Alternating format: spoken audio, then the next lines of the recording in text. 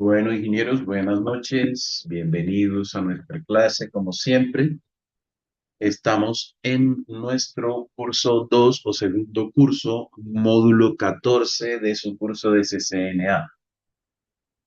Vamos a continuar con la sección 14.3. Perdón, 14.3 no, 14.5 de enrutamiento estático y dinámico.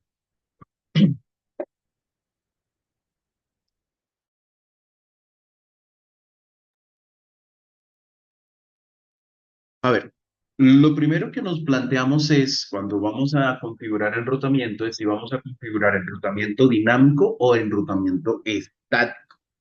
Vamos a evaluar las características de cada tipo de enrutamiento para ayudarnos a tomar una decisión.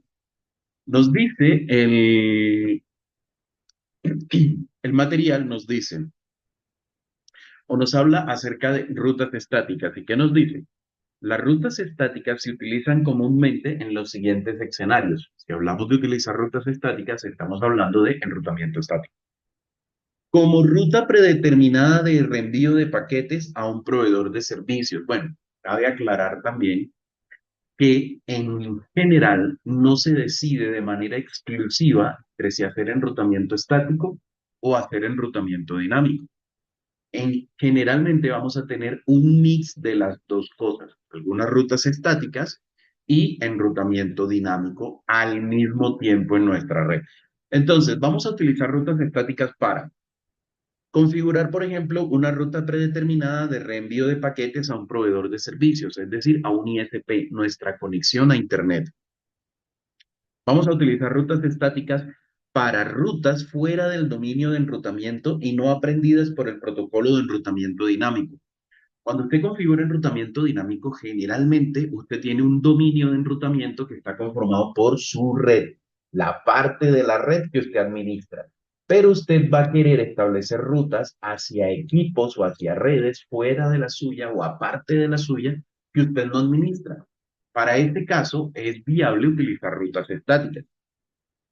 Vamos a utilizar rutas estáticas cuando el administrador de red desea definir explícitamente la ruta de acceso para una red específica o para el enrutamiento entre redes de código auxiliar. Vamos a traducir esto un momentico al inglés, a ver qué es lo que dice en realidad ahí. Ok, Stop Network. Estas Stop Networks son las redes de las que hablamos ayer. Redes de conexión única, redes de un solo router de acceso y que tiene ese router de acceso tiene un solo router de vecino. Esas son las stop networks.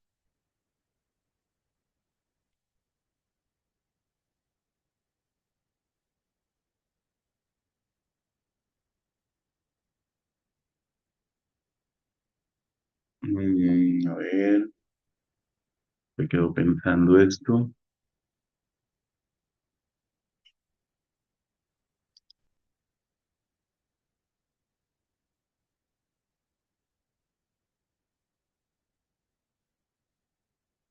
Ok.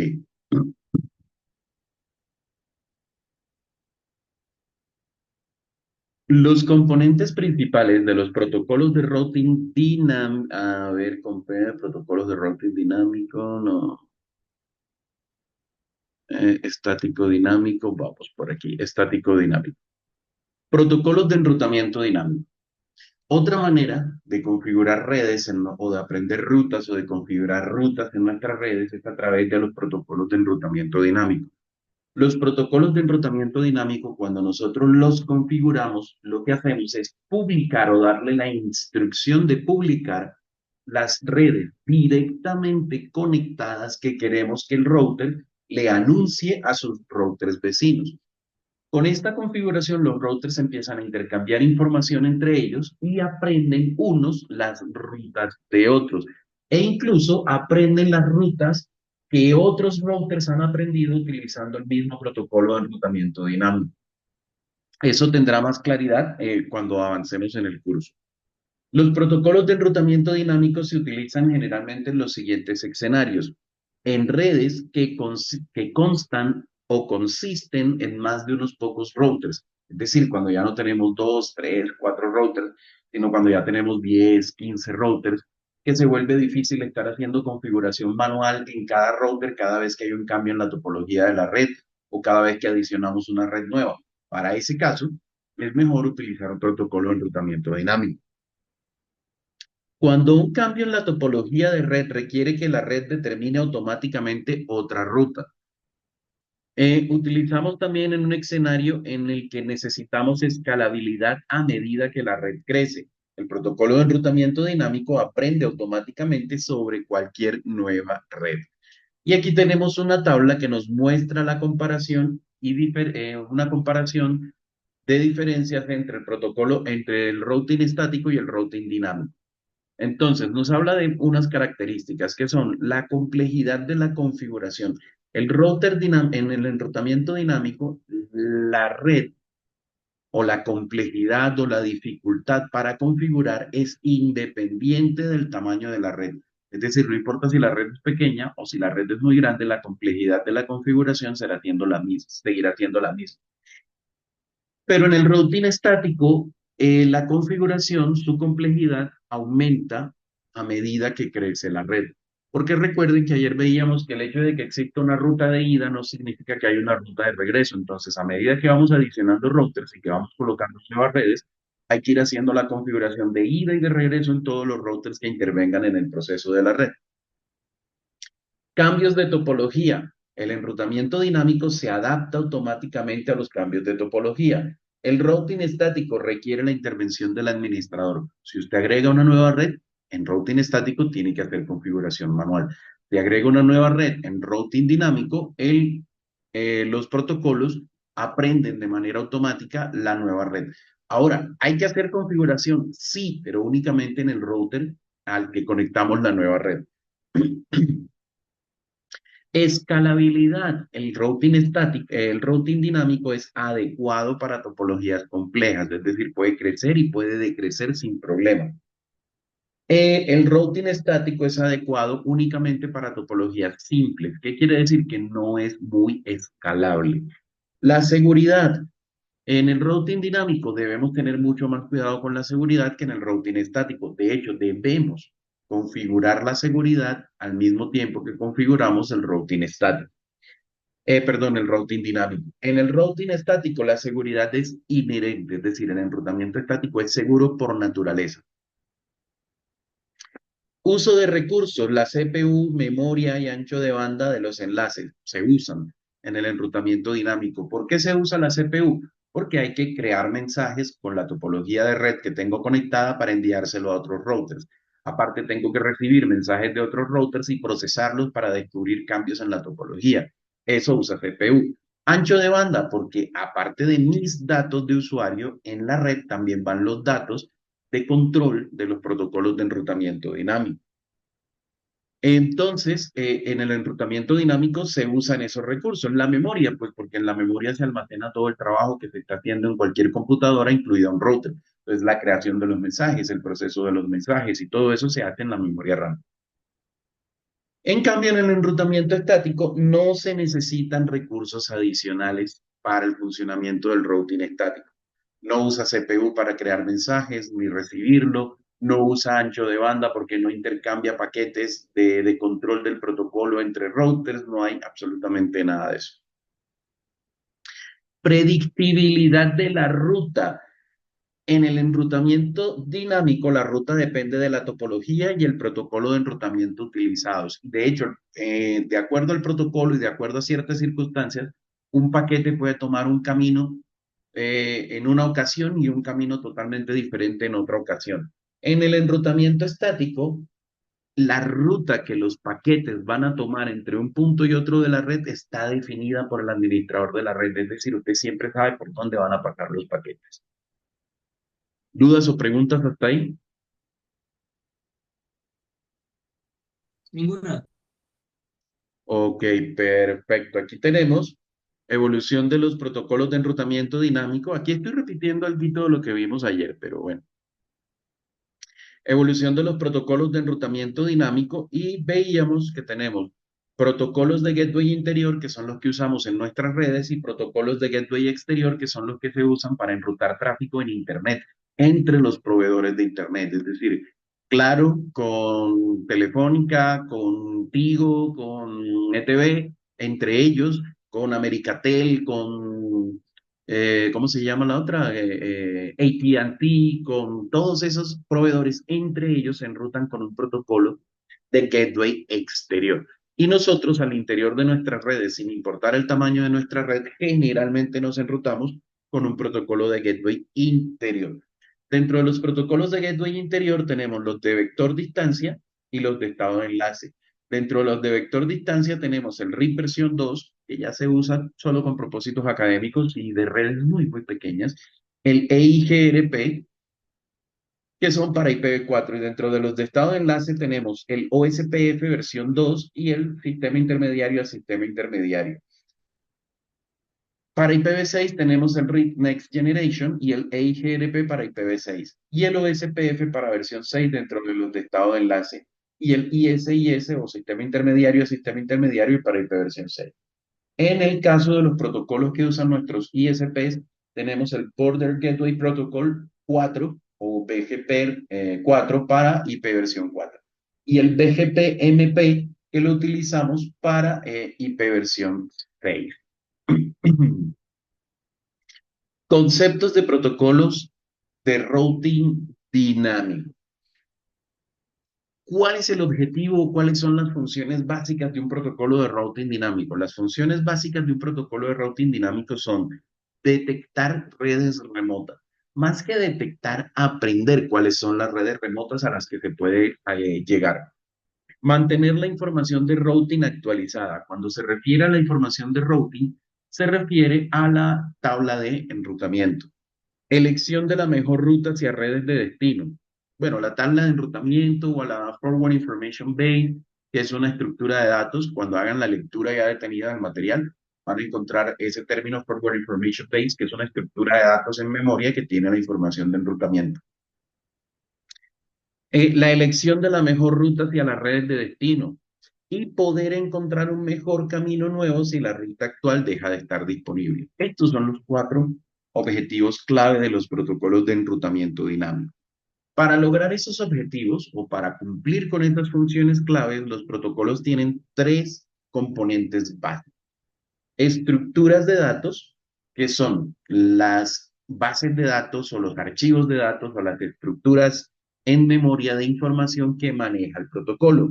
¿Para qué? Para hacer sus funciones. Nos dice aquí, por lo general, los protocolos de routing utilizan tablas o bases de datos para sus operaciones. Esta información se guarda en la RAM. Los mensajes de protocolo de routing. Los mensajes de protocolos de routing son aquellos mensajes que utiliza el protocolo para su control, para anunciar rutas, para anunciar cambios de topología, para anunciar que nada ha cambiado, incluso eso se anuncia a través de unos mensajes conocidos como mensajes de saludo, para elección de la función del router dentro de un dominio de enrutamiento. Dentro de los protocolos, en algunas topologías de red hay que hacer que algunos routers tengan una función específica. Entonces, para seleccionar qué routers cumplen con esa función, se utilizan esos mensajes de protocolo. Y algoritmo. El algoritmo es el proceso que se aplica a los mensajes para construir las estructuras de datos y determinar las mejores rutas y ayudar a configurar toda la información de enrutamiento. A ver. El mejor camino.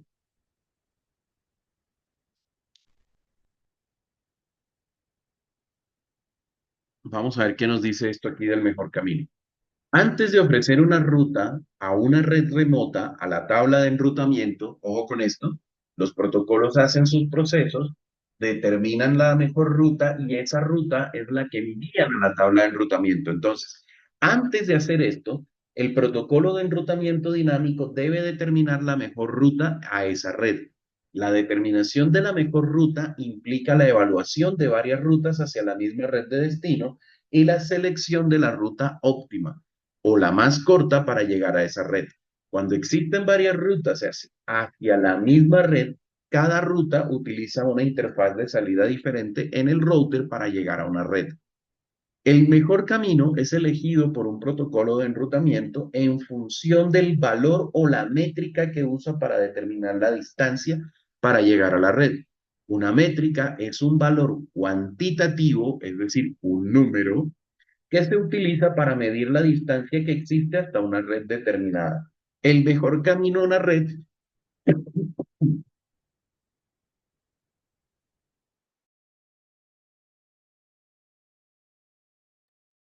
perdón, el mejor camino a una red es la ruta con la métrica más baja. Entre más baja la métrica, mejor la ruta. Pasa igual con la distancia administrativa. Entre más baja la distancia administrativa, más confiable el origen de la ruta. Los protocolos de enrutamiento dinámico generalmente usan sus propias reglas y métricas para construir y actualizar las tablas de enrutamiento. El algoritmo de enrutamiento genera un valor o una métrica para cada ruta a través de la red. Las métricas se pueden calcular sobre la base de una sola característica o de varias características de una ruta. Algunos protocolos de enrutamiento pueden basar la elección de la ruta en varias métricas combinándolas en un solo valor único. En la siguiente tabla se muestran los protocolos dinámicos comunes y sus métricas. Los protocolos más comunes son el RAID, Routing Information Protocol, el OSPF o Open Shorted Path First, o el EIGRP o Enhanced Interior Gateway Routing Protocol, o protocolo mejorado de enrutamiento de gateway interior. Estos son los dos más usados. El primero, ya vimos, es un protocolo de estado de enlace y este es un protocolo de vector distancia. Este es un estándar abierto y este es un estándar o un protocolo propietario de Cisco. La métrica de OSPF es el costo de la ruta, que se basa en qué? En el ancho de banda acumulado de origen a destino. Es decir, todas las interfaces de router que hay que atravesar para llegar a esa red tienen un costo determinado por su ancho de banda. Ese costo se va sumando por cada interfaz que hay que atravesar, se va sumando ese costo y se obtiene un valor de métrica. Luego, cuando se tienen varias rutas hacia una red, se compara el valor de métrica o el costo de la ruta por todas las interfaces posibles y se determina cuál es el menor valor y esa es la ruta seleccionada. A los enlaces más rápidos se les asignan costos más bajos en comparación con los más lentos, que van a tener un mayor costo. Protocolo, el EIGRP. El EIGRP calcula una métrica basada en el ancho de banda más lento y el retardo anuales. También podría incluir la carga y la confiabilidad en la métrica de cálculo.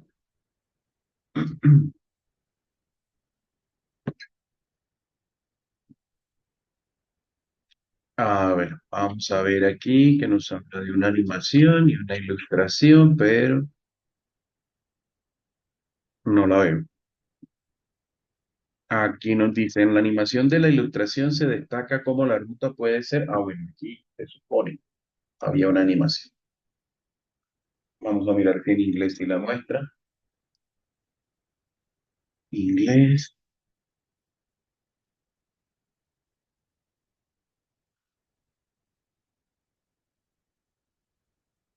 Efectivamente, aquí sí la muestra.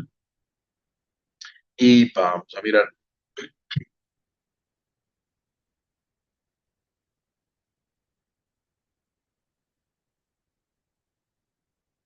bueno, qué es lo que nos muestra aquí y nos dice.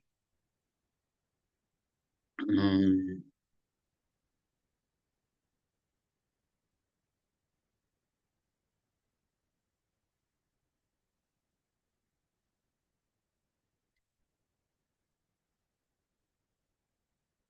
bueno, vamos a pasarlo a español porque aquí no nos tiene el mensajito.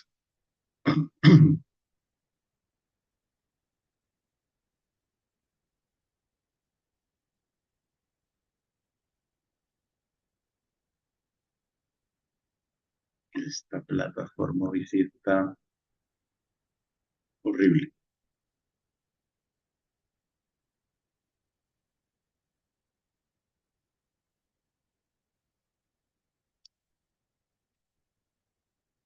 Bueno, vamos a esperar que cargue esto.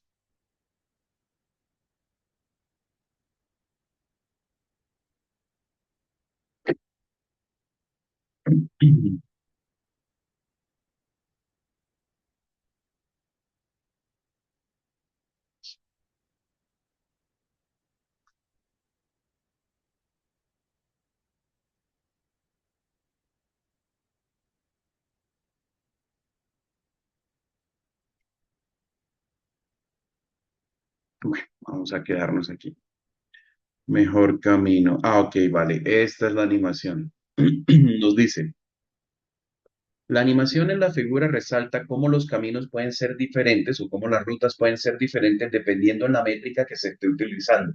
Si el mejor camino falla, el protocolo de enrutamiento dinámico automáticamente seleccionará el nuevo mejor camino o mejor ruta si existe. Y vamos a ver efectivamente qué es lo que nos muestra aquí.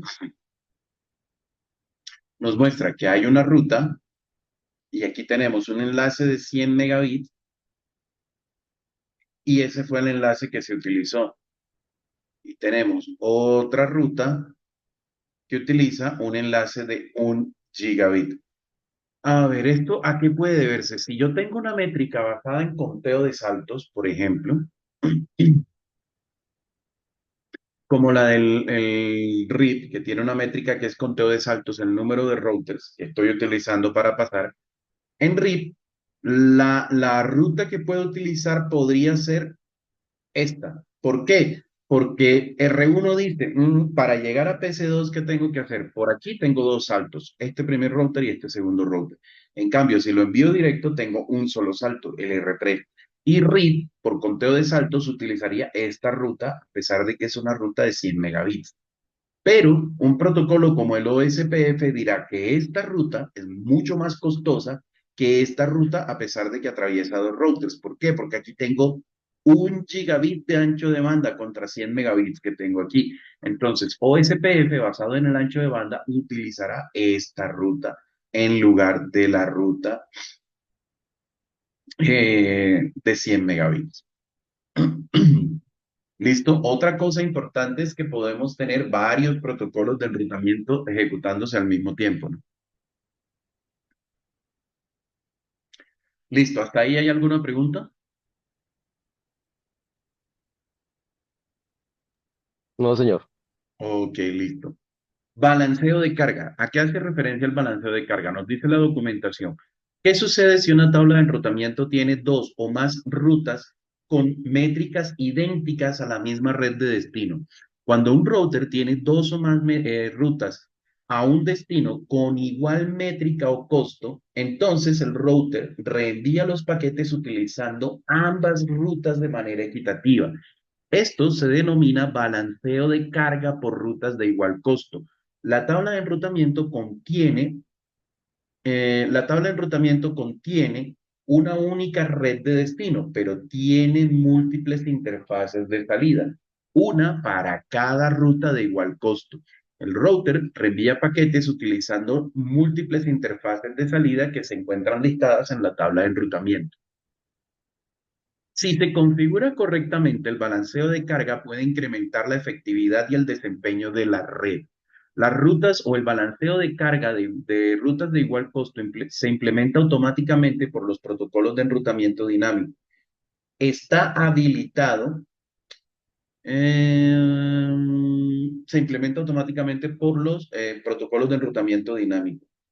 Es habilitado con rutas estáticas cuando hay múltiples rutas estáticas en la misma red de destino utilizando diferentes enrutadores de siguiente salto. Nota, únicamente, esto es importante, únicamente el protocolo EIGRP soporta balanceo de cargas con rutas de diferente costo. La animación en la figura provee un ejemplo del balanceo de carga con rutas de igual costo. Y aquí tenemos, como las rutas tienen igual costo, se envían los paquetes mitad y mitad. Esto pues nos ayuda a hacer un balanceo de carga, aunque no es bueno para algunas aplicaciones, ¿vale? Esto no es bueno para algunas aplicaciones. Listo, terminamos este capítulo y pasamos a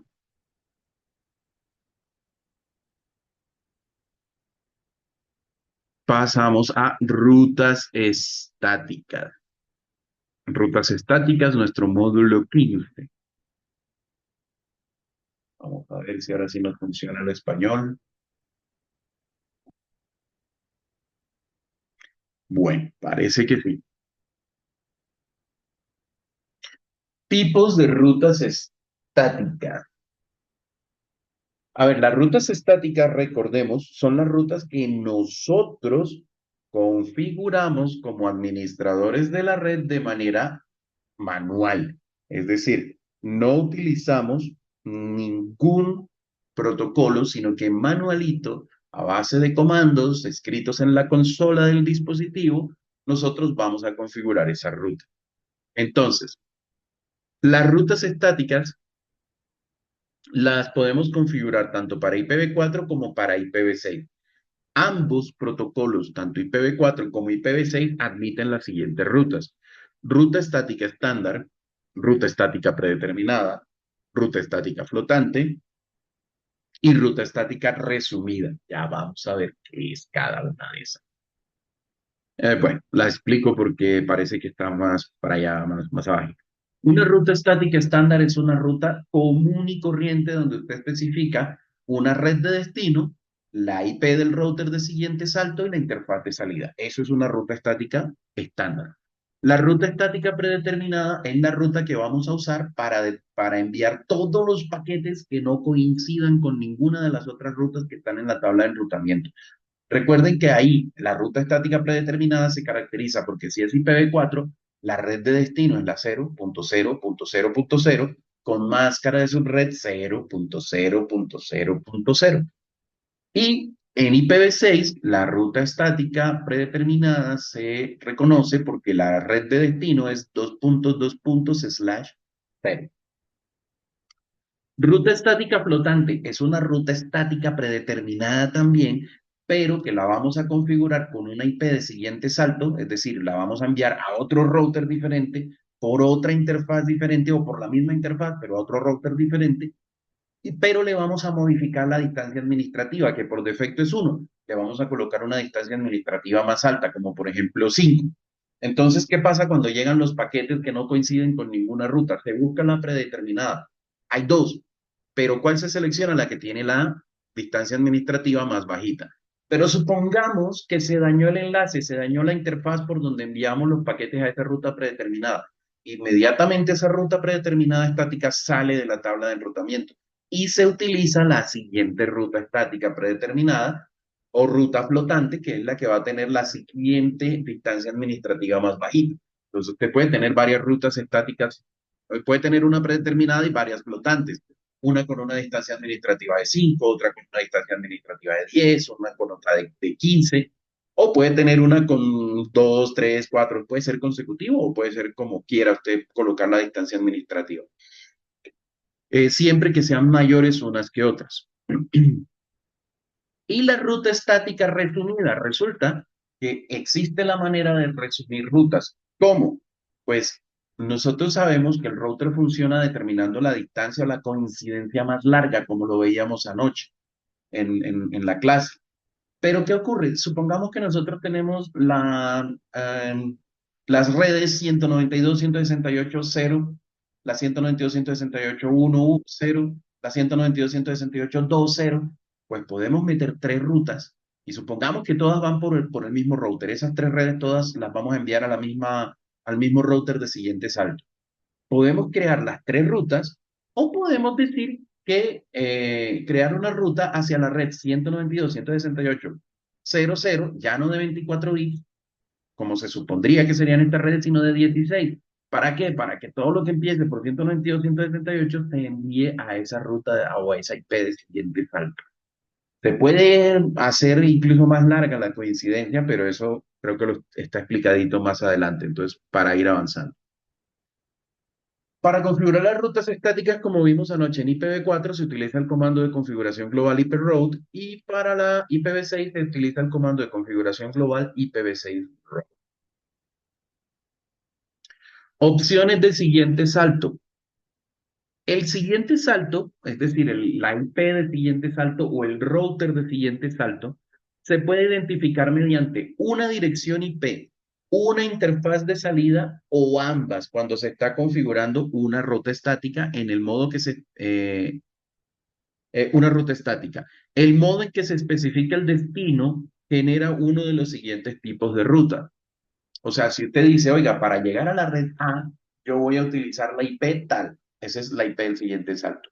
O para llegar a la red A, vamos a utilizar la interfaz tal. Esa es interfaz de salida.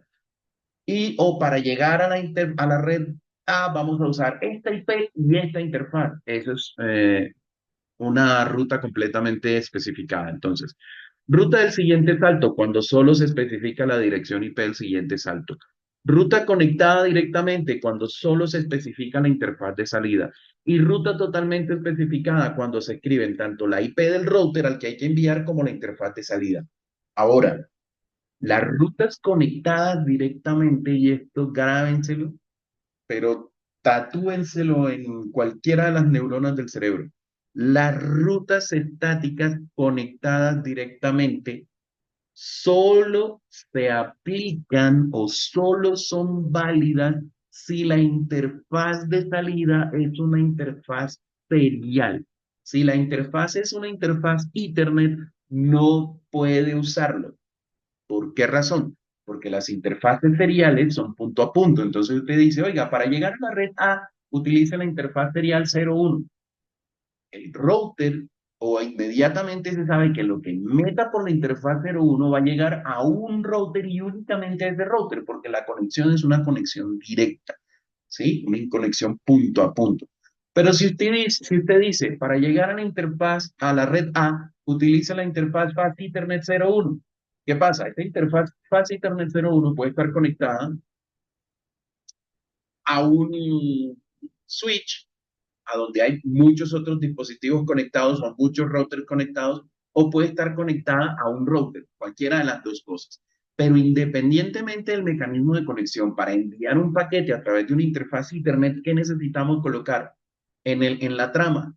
La dirección MAC del equipo, de la interfaz que debe recibirlo, así sea la interfaz del router o la interfaz de un equipo. Debemos colocar la dirección MAC de destino. Y para colocar esa dirección MAC de destino, si no la conocemos, necesitamos enviar un paquete ARP, un ARP request. ¿Y a quién le enviamos un ARP request si no conocemos la dirección IP? Entonces, por eso, esta ruta estática conectada directamente solo aplica para interfaces seriales, por las razones que les acabo de especificar. Ahora, ¿cómo se configura estas rutas? Vamos a ver si por aquí hay ejemplos. Vamos a mirar. Bueno, sí, aquí hay ejemplos. Ok, tabla de routing. Bueno, no está el ejemplo de la configuración como tal. Vamos a especificarla. Entonces, una ruta de siguiente salto, ¿cómo se especifica? El comando hyperroute, la dirección de red, vamos a suponer 192.168.0.0. Subnet mask 255.255.255.0. Y la dirección IP del siguiente salto, 192.168.0.2, por ejemplo. Esa sería la dirección del router. Hasta aquí tenemos una dirección de siguiente salto. Si tenemos una interfaz serial, podemos hacer route, IP route, 192.168.0.0 con máscara de red 255.255.255.0 y podemos especificar la interfaz de salida como serial 0/0/0, por ejemplo, sin decir dirección IP. Ahí tendríamos una ruta estática directamente conectada. O podemos especificar IP route 192.168.0.0 con máscara 255.255.255.0 con interfaz de salida serial 0/0/0 con dirección de siguiente salto 192.168.0.2. Aquí tendríamos una ruta completamente especificada, totalmente o completamente especificada. Eso sería lo que tendríamos. Y en cualquier caso podemos especificar después el valor de la distancia administrativa, que si no colocamos nada es 1. Y si lo modificamos serían 2, 3, 4, 5, 10, 15, 20, el valor que queramos colocar. Generalmente solo lo modificamos para las rutas estáticas flotantes.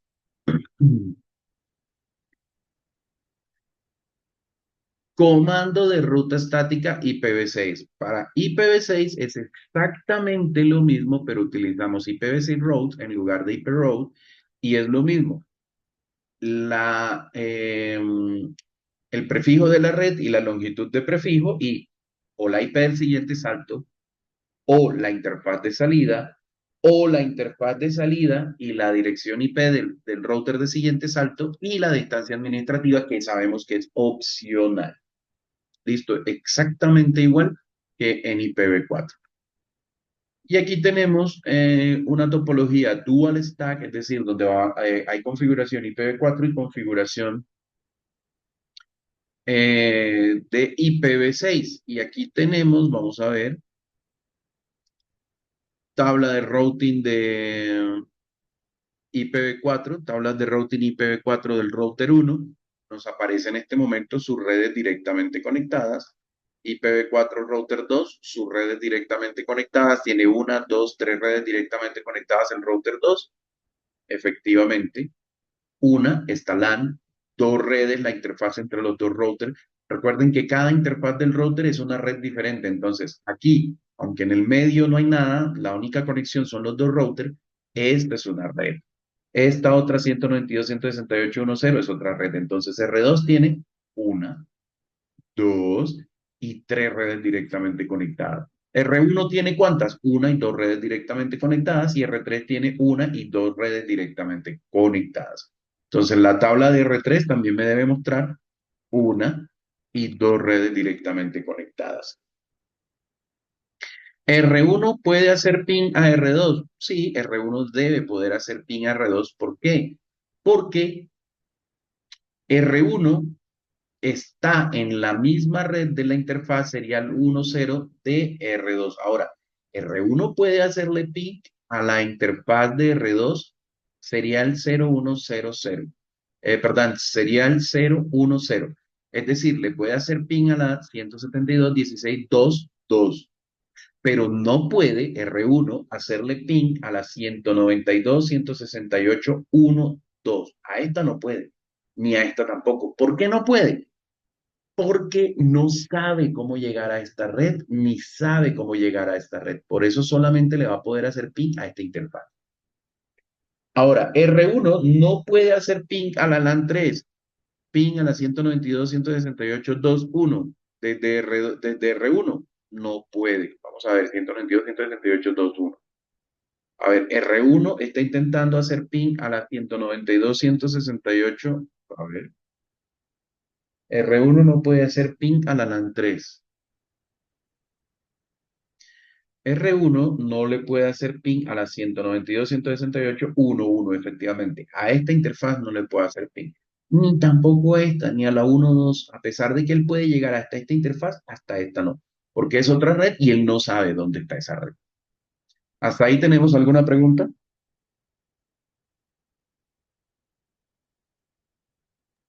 No, señor. Ok, perfecto. Tablas de enrutamiento en IPv6. Aquí, ¿qué vamos a encontrar? Exactamente lo mismo. Las tres redes, las dos redes directamente conectadas de R1, las tres redes directamente conectadas de R2, las dos redes directamente conectadas de R3 y que R1 puede hacerle ping a R2, igualito que antes, pero no puede hacerle ping a la LAN 3, es decir, no puede hacer ping ni a la 2.1 ni a la 2.2. No va a poder porque no sabe cómo llegar a esas rutas. Y listo. Entonces, como ven, no hay ninguna diferencia entre IPv4 e IPv6 a la hora de configurar rutas, solo la especificación de la dirección y a la hora de hacer pruebas o a la hora de hacer enrutamiento. Ruta estática de siguiente salto. Aquí estamos viendo cómo configurar ruta estática de siguiente salto. Estamos configurando en R1 la manera de llegar a la LAN 172.16.1.0, a la LAN 192.168.1.0 y a la LAN 192.168.2.0. Esta es una configuración de siguiente salto. ¿Por qué? Porque estamos diciendo hiperroute, la red de destino, la máscara de subred y la IP del router que me conecta con esa red. Si ustedes ven, el router que me conecta con esas redes siempre es el mismo. ¿Por qué? Porque nosotros desde R1 para llegar a 172.16.1.0, la única manera de llegar aquí, ¿sí?, es a través del 172.16.2.2 que tenemos aquí. O sea, R1 para salir necesita pasar por esta interfaz y la IP de esa interfaz es la que coloca aquí para llegar aquí. Para llegar aquí a esta otra red intermedia, igual tiene que pasar por esta interfaz. Esta es la interfaz que él puede ver. Entonces, por eso la configuramos aquí. Lo mismo, para llegar hasta esta otra red, la interfaz que R1 puede ver es esta. Por eso esa es la IP que le estamos colocando allí. Y tenemos una ruta de siguiente salto. Después de que la hemos configurado, podemos ver las dos rutas locales que tienen o directamente conectadas que tiene el router por defecto y la configuración de las tres rutas estáticas que acabamos de colocar.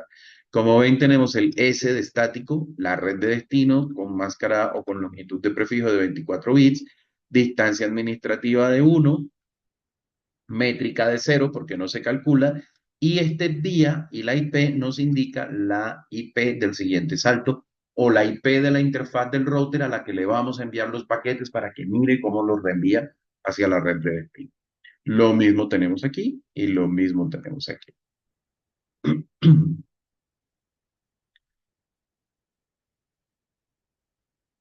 Ruta estática y IPv6 de siguiente salto. Hay que habilitar el enrutamiento, pero la configuración es exactamente la misma. La red de destino con la longitud de prefijo y la IP del router. Como ven, la IP del router nuevamente es la misma. ¿Por qué? Porque nuevamente esta es la interfaz que podemos ver desde R1 para alcanzar cualquier otra red. Por ende, le colocamos la 2001 DB8 acá 2.2,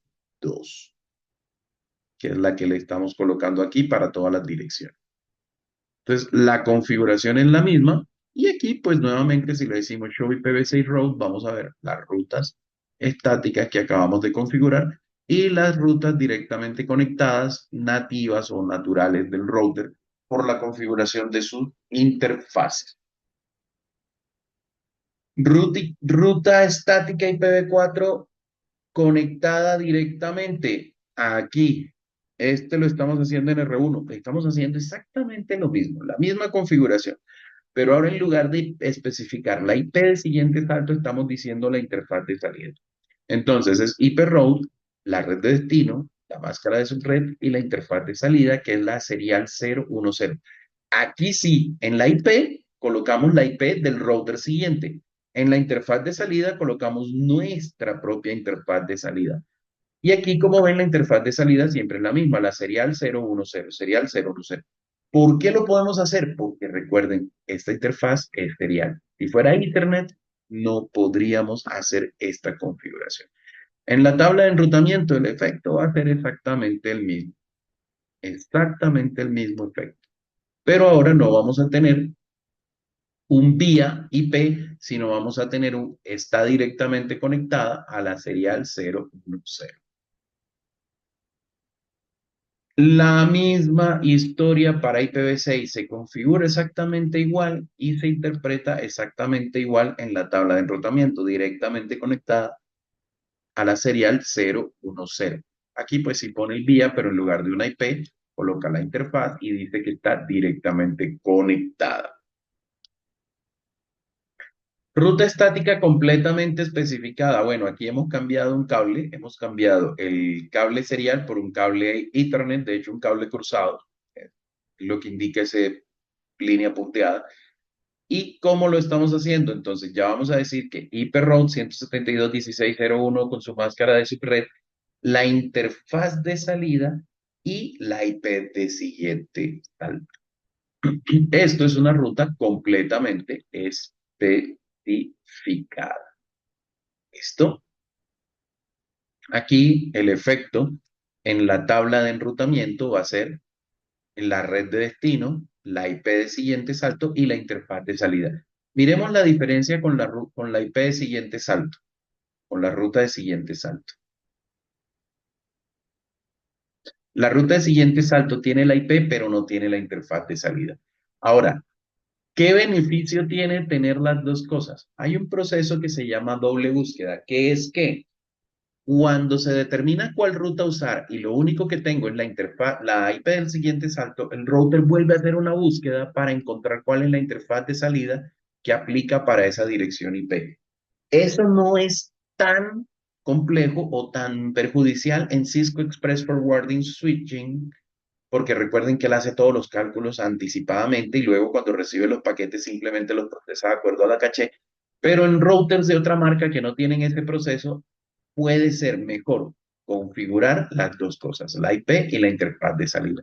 O si por alguna razón nuestro router no soporta C o Cisco Express Forwarding Switching. Ruta estática completamente especificada en IPv6, exactamente lo mismo. IPv6 route, la red de salida, perdón, la red de destino, perdón, la interfaz de salida y la IP de siguiente salto. Como ven, aquí sí ya está cumpliendo el estándar de que se utiliza la dirección de enlace local de la interfaz en lugar de la dirección global. ¿Dudas, preguntas, inquietudes hasta ahí?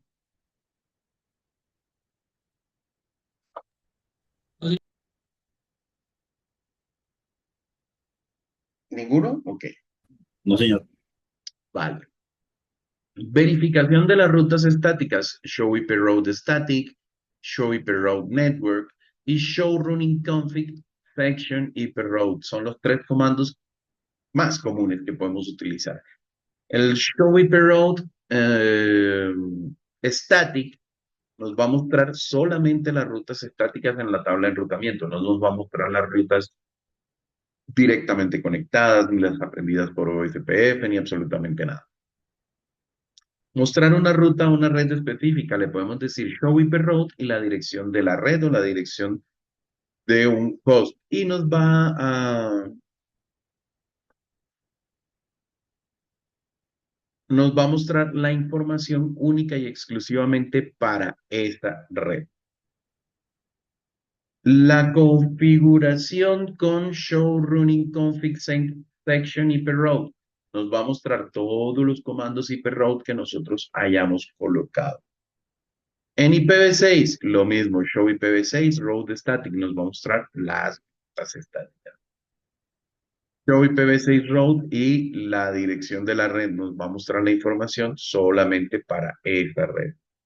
Y show running config section IPv6 route nos va a mostrar los comandos IPv6 route que tengamos guardados o almacenados en nuestra configuración en ejecución. Verificador de sintaxis. Hagamos por favor este verificador de sintaxis, el 1528.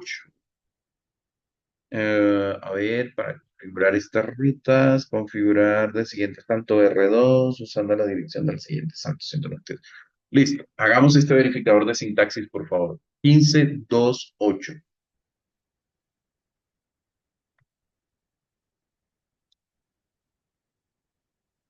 Son las 7:53 a las 7, a las 8 en punto reactivo micrófono.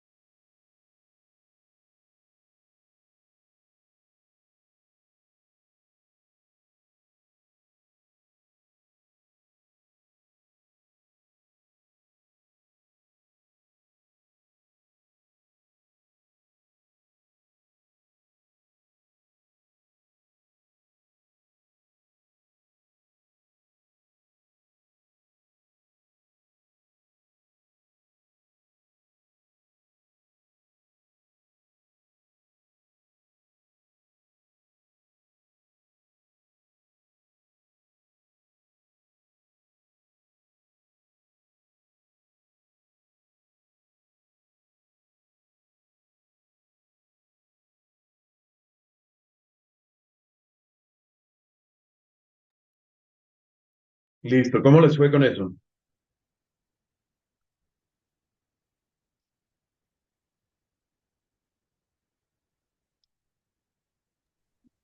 Aún haciéndole. Ok, entonces les doy 5 minuticos más.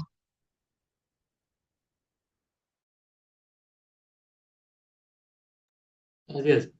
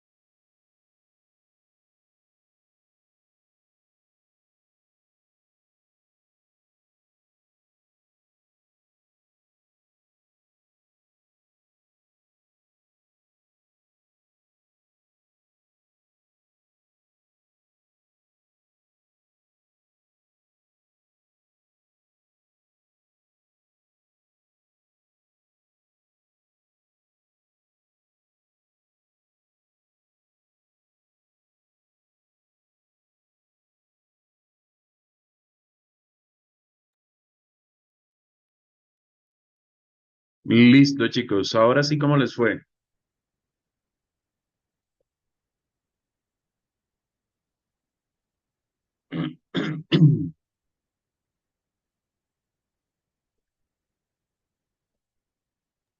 Toca practicar más. Sí, señor, así es. Bueno, rutas estáticas flotantes. Ya les había explicado para qué eran las rutas estáticas flotantes. Yo puedo tener una ruta estática que me conecte a Internet, pero puedo tener un segundo proveedor de Internet, por ejemplo. ¿Sí? O puedo tener una WAN privada y puedo tener una conexión a través de Internet. Cualquiera de los casos, yo tengo dos maneras de llegar hasta esta red de destino que tenemos aquí.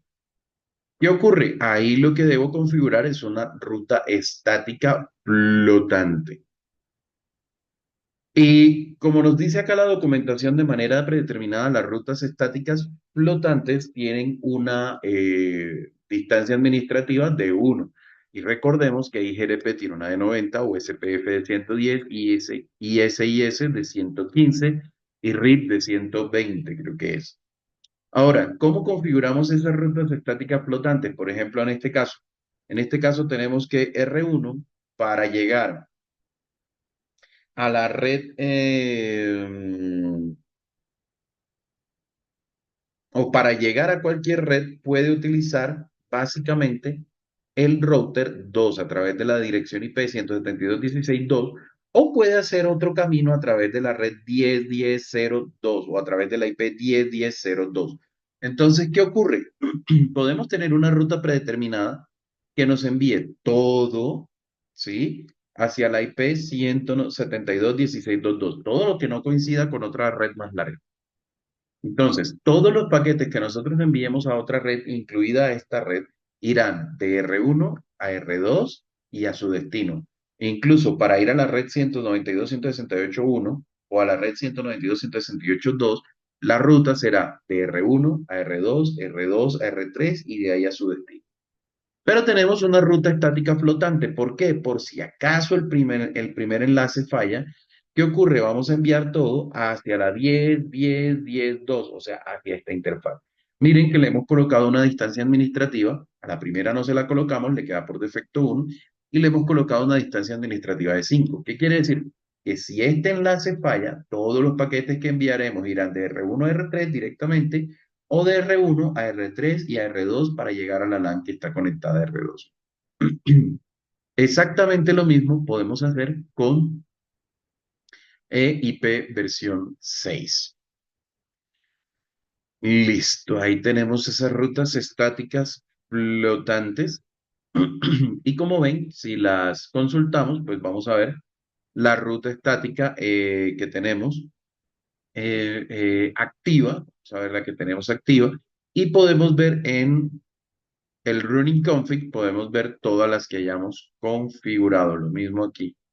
Running config, podemos ver todas las que hayamos configurado. Prueba de la ruta estática flotante. Pues una prueba que podemos hacer es apagar una interfaz. Apagar en este caso la interfaz sería el 010, esta interfaz. Y luego verificar cómo la nueva ruta estática entra en funcionamiento a través de mirar el show IP road static o el show IPv6 road static. Ahí vemos cómo entra en funcionamiento la nueva ruta estática. Verificador de sintaxis. Configurar rutas estáticas flotantes. Entonces hagamos este verificador de sintaxis 1544. Vamos a dar 10 minutos para que lo hagan con calma.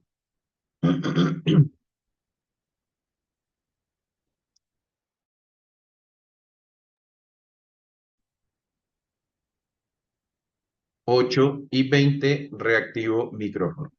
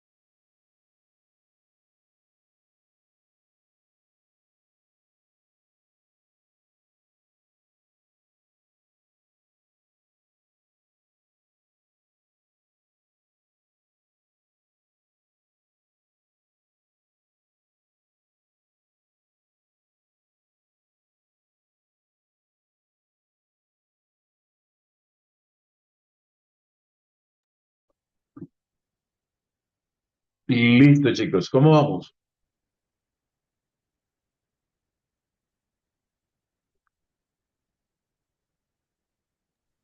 Bien, Inge, listo. Vale, perfecto. Rutas de host. A ver, en este tema nos dice la documentación, se muestra cómo configurar una ruta de host estática IPv6 e IPv4 y cuándo utilizarlas. Esto no es muy común, pero se hace. A ver, una ruta de host es una dirección IPv4 con una máscara de 32 bits o una dirección IPv6 con una máscara de 128 bits. A continuación se muestran tres maneras de agregar una ruta de host a una tabla de enrutamiento. Las tres maneras son, se instala automáticamente cuando se configura una dirección IP en el router, como se muestra en la figura. Configurarla como una ruta de host estático u obtenerla automáticamente a través de otros métodos. Se analiza en cursos posteriores. Esto no se analiza aquí en este curso. Rutas de host instaladas automáticamente. Cuando nosotros conectamos directamente una ruta, una interfaz directamente a un servidor, la interfaz va a quedar en la ruta del servidor y vamos a tener esa ruta instalada de manera automática. Esto ya lo hemos visto.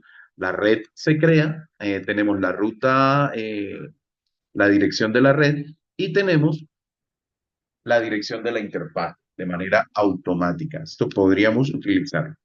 Una ruta estática de host. Para crear una ruta estática de host la configuramos como cualquier otra ruta estática. ¿Esto es por qué? Porque queremos aquí crear una ruta estática hacia este servidor que tenemos acá, no hacia la red, sino específicamente hacia el servidor, y lo podemos hacer con el comando iproute o IPv6 route, la IP del servidor, la máscara de subred deben ser de 32 bits, es decir, 255, 255, 255, 255, o la longitud del prefijo debe ser 128 y la IP del siguiente salto que estamos manejando. En este caso, la 102 o la 12, que son las IPs del router del ISP. Aquí también podríamos tener una ruta de host de siguiente salto como esta, o una ruta de host directamente conectada, como las que vimos anteriormente, o una ruta de host completamente especificada. La diferencia es que la máscara de subred va a ser de 32 bits o de 128 bits la longitud del prefijo en IPv6. Eso es todo el proceso. ¿Cómo se verifican? Tal cual como verificamos cualquier otra ruta estática, con show IP route o show IP route static.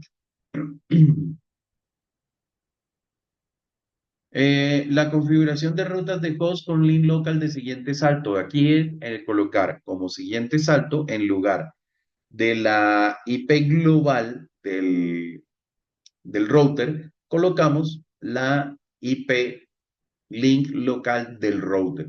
Aquí en este caso, como lo vemos, se eliminó la ruta que habíamos creado anteriormente, pues no sé por qué, porque era solo un ejemplo. Y estamos creando la nueva ruta hacia el host con sus mismos 128 bits de longitud de prefijo, la interfaz de salida y la link local. Como ven, la ruta la dejamos completamente especificada. Ahora, esto es importante. Cuando nuestra ruta tiene como IP de siguiente salto la dirección link local, es muy buena idea especificar muy buena idea, no, es requerido especificar la interfaz de salida. Es decir, cuando utilizamos link local, la vamos a colocarla como completamente especificada. ¿Por qué? Porque esta interfaz o esta dirección link local podría estar presente en diferentes routers a través de cualquier interfaz. Entonces, por eso debemos especificar. Y aquí tenemos un verificador de sintaxis, el 1557. Hagámoslo, por favor. Configurar rutas estáticas de host en IPv4 y IPv6. Este sí, yo creo que 5 minuticos es suficiente. Entonces, a las 8:30 activo el micrófono. Verificador de sintaxis 1557.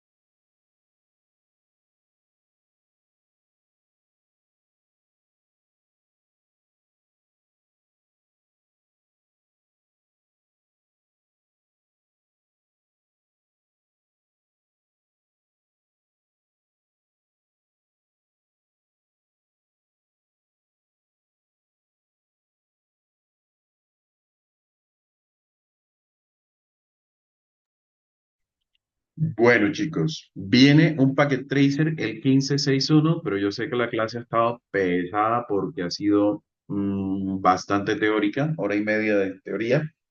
Entonces, este Packet Tracer me lo pueden enviar hasta el fin de semana, por favor. Los que están atrasados traten de ponerse al día. Y pregunta, ¿mañana ustedes tienen cambio de turno o mañana sí tenemos clase? No, mañana sí tendríamos clase, profe.